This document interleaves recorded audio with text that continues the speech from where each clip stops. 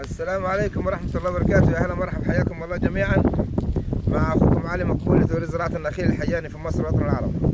بفضل الله سبحانه وتعالى احنا في منطقة الحياني زي ما انتم شايفين كده. احنا على مساحة 2 فدان في الإسماعيلية، الكيلو 17 بيحدوا المنطقة الصناعية. وادي النخل الحياني اهو. صور النخل الحياني كده، بسم الله ما شاء الله. ده اهو نخل الحياني، حاجة تبارك الله. احنا على مساحة 2 فدان، عرضهم كده في الاول 14 متر ونص في الاول من ناحيه الخليج، من ناحيه الشارع، ومن تحت بتوسع بتصل الى 25 متر 400 متر وطولهم 400 متر، لكن بتوسع. احنا بنتكلم في الوسع. في الوسع بتوسع. جناين المنجد اهي، جناين المنجد الغله ورا منها، تمام زي ما انتم شايفين كده. بسم الله ما شاء الله. ارض صحراء زرع، الارض ما تحكي بص على الارض اللي هي 2 فدان متروكه ومهموله.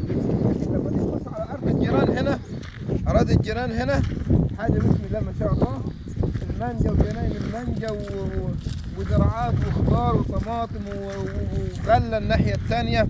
هنا في برسيم، في مانجا، في نخل، في بسم الله ما شاء الله. احنا على بعد 4 كيلو من طريق اسماعيليه الصالحيه، طريق اسماعيليه بورسعيد، على بعد 4 كيلو. لو انت بص عملت بالزوم كده هتجيب الايه المصانع بتاعت اللي هي بتنبني جديد في منطقه الجنباصات، تمام.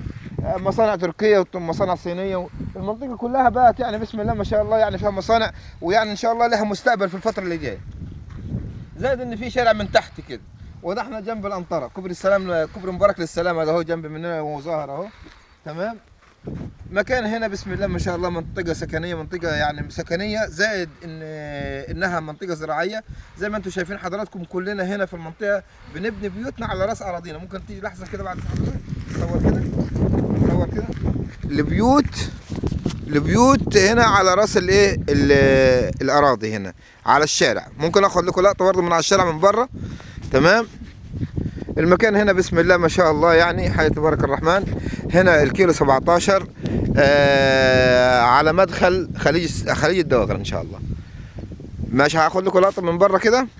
المهم عشان برضه احب اوضح لحضراتكم، الارض عرضها من هنا، من عند النخله دي لنص العرشه هنا، تمام. نص العرشه اللي هي ال 14 متر من عند النخله لعند هنا. الفدانين عرضهم على الشارع 14 متر. الميه النيله ده، تمام. الشارع برضو من هنا زي ما انتم شايفين حضراتكم. احنا هنا في الكيلو 17 في الاسماعيليه، الكيلو 17. طبعا بدي اوضح لحضراتكم ان الارض وضع يد من باب وتلت، تمام. الارض وضع يد من باب وتلت. مطلوب كم؟ مطلوب 500 قبل التفاوض، تمام يا جماعه. مش مبني عليها بيت، البيت ده بيت اخو البايع، تمام. وهم زارعين مانجا وزارعين بسم الله ما شاء الله حاجات خير فوق خير. والاراضي اساسا اراضي نخل، يعني كمان اراضي نخل في المنطقه هنا بسم الله ما شاء الله، تمام. اي حد عايز نخل، اي حد عايز فسائل، احنا تحت امره. ماشي يا سيدنا، يلا في رعايه الله، والسلام عليكم ورحمه الله وبركاته.